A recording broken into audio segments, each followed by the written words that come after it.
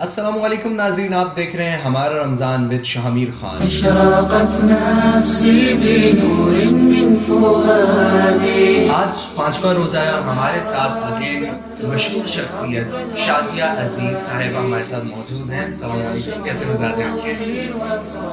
شازیہ صاحبہ کوئی ایسا عمل بتائیں کہ ہمارا تراویح میں نماز میں زیادہ سے زیادہ لگے اور جو روزہ ہم رکھتے ہیں اس کی روحانیت اشرقت نفسی بنور من فؤادی حينما رددت يا رب العباد وانتشت روحي وصار الدمع يجري يا إلهي خذ بقلبي لرشاد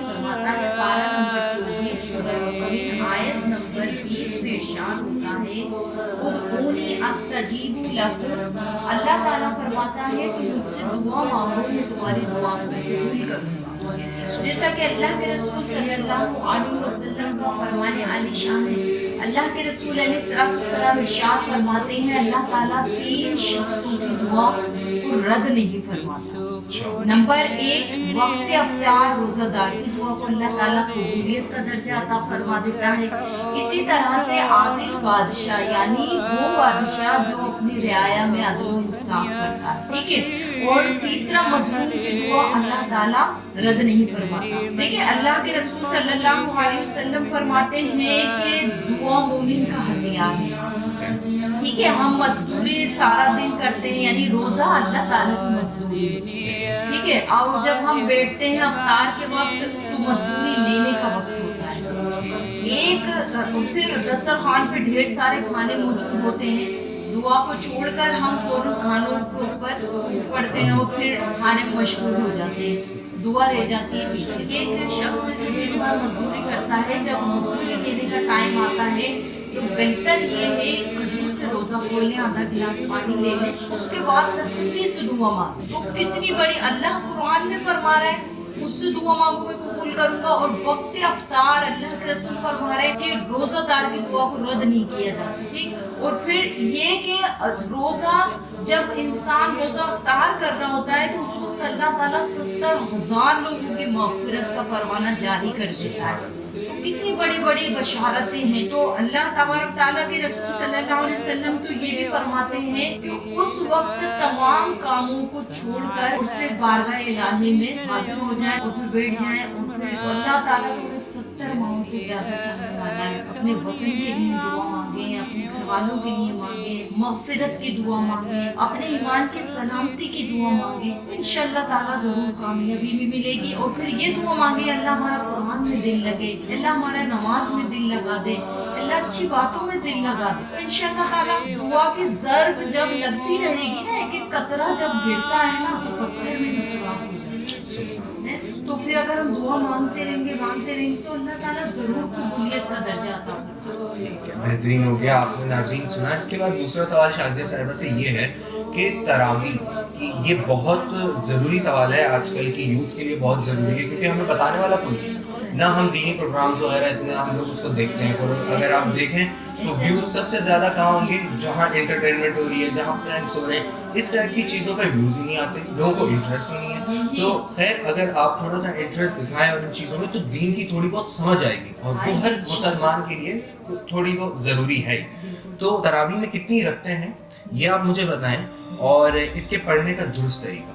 درست طریقہ شامل یہی ہے کہ تراویح کی 20 رکعتیں ہیں، ٹھیک ہے۔ ہم 2 رکعت کر کے اس کی نیت باندھیں گے اور 10 سلام پھیریں گے، اور اس میں 4 رکعت پڑھ لینے کے بعد اتنی دیر بیٹھنا مستحب عمل ہے کہ جیسے ہم نے 4 رکعت نفل پڑھی، یعنی اتنی دیر 2 رکعت کر کے نیت باندھی، 10 سلام پھیر دیں گے، پھر ہر 4 رکعت کے بعد اتنی دیر بیٹھنا مستحب عمل ہے، یعنی بہترین عمل ہے کہ جتنی دیر میں ہم 4 رکعت نفل پڑھ لیتے ہیں۔ اب اس بیٹھنے میں چاہے ہم درود شریف بھی پڑھ سکتے ہیں، قرآن مجید کی تلاوت بھی کر سکتے ہیں، اور دعائیں وغیرہ بھی پڑھ سکتے ہیں۔ بہتر یہ ہے کہ دعائیں تراویح پڑھ لی جائیں، ٹھیک ہے۔ درود شریف بھی پڑھ سکتے ہیں، اور تسبیح وغیرہ کی بھی ہم ذکر و اذکار بھی کر سکتے ہیں اس بیٹھنے میں۔ تو یعنی 20 رکعتیں ہیں، 2 رکعت پڑھنی ہے، ہر 4 رکعت کے بعد بیٹھ جائیں، इस आराम करके पढ़ने को तरावी कहते हैं। दुआ पढ़ लें, कुरान पढ़ लें, यासीन शरीफ पढ़ लें, दुआएं करें। ठीक है, ये तो आपने बता दिया कि ये तरीका हो गया। दुरुस्त तरीका ये है कि 4 रकअत के बाद आप थोड़ा सा बैठ जाएं। तो मुझे ये बताएं कि कुछ लोग 8 पढ़ रहे हैं, कुछ 12 का जहन है, कुछ 20 का है। तो एक मुसलमान, अगर एक बंदा नया नया मुसलमान होता है, हम उसको कहते हैं रमजान आ जाता है, हम बोलते हैं तरावी पढ़ो, तो वो तो यही सोचेगा ना कि उसने 8 पढ़नी है, 20 पढ़नी है, क्योंकि 8 वाले बोल रहे हैं 8 पढ़नी चाहिए, 20 वाले बोल रहे हैं नहीं 8 तो होती नहीं है, 20 होती है। भाई आप कितनी रखते पढ़ेंगे जो कबूल होंगी, जिसका कोई साइंटिफिक प्रूफ हो, कुछ हो दलील के साथ। हदीस से जो बात साबित है, फिर हम उस तरफ जाएंगे। माशाल्लाह, आपने बहुत अच्छा और अहम सवाल किया है। ये बहकी शरीफ की हदीस मुबारका है, हमें सुनाई। देखिए, दीन आटा चीनी नहीं, हमें दीन के लिए रिसर्च की जरूरत है, मालूमात हासिल करने की जरूरत है, वो हमें हदीस से साबित होने लाजिमी है। हाँ, हमने कोई एक बुक खोल ली, उसमें हवाला नहीं है, तो हमने सुनी सुनाई बातों पर बिल्कुल तवज्जो नहीं देनी, ना अमल करना। वो तो वैसे भी नहीं देनी चाहिए, ये तो फिर दीन का मामला है। बिल्कुल बिल्कुल जी, बिल्कुल। बैकी शरीफ की हदीस में है, सनद सही साइद बिन यरीस से रिवायत है कि रसूल पाक सल्लल्लाहु अलैहि वसल्लम के दौर में सहाबाए कराम 20 रकातें अदा फरमाते थे, और इसी तरीके से हजरत अली के दौर में भी 20 रकातें अदा की, हजरत उस्मान गनी के दौर में भी 20 रकातें अदा की गई। तो लिहाजा हदीस से साबित हो गई ये बात कि हदीस की रोशनी में तरावी की 20 रकातें ही। तो ये 8 कहाँ से निकल कर आ गई फिर? जब 20 ही चल रही थी, हमारे खुलफाए राशिदीन भी 20 पढ़ते हुए आ रहे हैं, तो फिर आगे 8 कौन है? वो उन लोगों का कॉन्सेप्ट है। अब हम इस तरह फिरका परस्ती में जाना नहीं चाहते। बेहतर ये है कि हदीस का मुताला करें, उस पर अमल करें, सुनी सुनाई बात पे अमल ना करें। इस तरह आपको इबादत का सवाब भी नहीं मिलेगा। और तरावी कोई आम चीज नहीं है। सुन्नत मौक़िदा का मतलब है कि फर्ज के करीब, फर्ज के करीब हो जाती है सुन्नत मौक़िदा। अगर हम जानबूझ के इसको छोड़ रहे हैं ना, तो ये है कि हम गुनाहगार हैं। अच्छा, सुन्नत जो है, सुन्नत को अगर हम जानबूझ कर छोड़ते हैं, तो उसके ऊपर क्या आखिरत में सवाल होगा या दुनिया में ही उसका हमें नुकसान मिल जाएगा? उसके ऊपर क्या है? मतलब तरतीब से मैं चाहता हूँ कि आप हमें बता दें कि सुन्नत, मौक़िदा और फर्ज, इसमें फर्क बता दें। इसमें फर्क ये है कि एक सुन्नत है कि मेरे रसूल पाक अलैहिस्सलाम, छोटी सी मिसाल है, मेरे आका अलैहिस्सलाम का तरीका मुबारक था कि आप बैठकर पानी पीते, ठीक है। अगर अब हम खड़े होकर पानी पियेंगे तो गुनाहगार हो जाएंगे, क्योंकि मेरे नबी का तरीका था गुनाहगार हो जाएंगे, ठीक है। अच्छा, गुनाहगार होंगे, नुकसान तो होगा, ये सबको पता है। साइंटिफिक तरीके से भी देखा जाए तो खड़े होकर पानी पीने का नुकसान है, बिल्कुल गुनाह भी है इसमें। सुन्नत छोड़ने पे गुनाह भी है। रिसर्च के मुताबिक भी अगर हम खड़े होकर पानी पीते हैं तो हमारे हड्डियों में दर्द हो सकता है, बिल्कुल गुर्दे खराब हो सकते हैं, बहुत सारी चीजें। हम इस तरफ जाना नहीं चाहेंगे। सुन्नत छोड़ने पे आखिरत में गुनाह मिलेगा? बिल्कुल मिलेगा, क्यों नहीं मिलेगा। देखिए, नबी अलैहिस्सलाम की जिंदगी हयात तैयबा एक मिशन राह है हमारी। नए अमल करेंगे तो यकीन करें। तो फिर इसमें फर्क क्या हुआ? सुन्नत में, मौक़िदा में, फर्ज में? इसमें फर्ज में भी आपको दुनिया में भी नुकसान है, गुनाह है, आखिरत में भी सवाल होगा। मौक़िदा में भी यही है, तो सुन्नत में फर्ज के करीब है, ठीक है। अगर छोड़ेंगे तो गुनाहगार हो जाएंगे।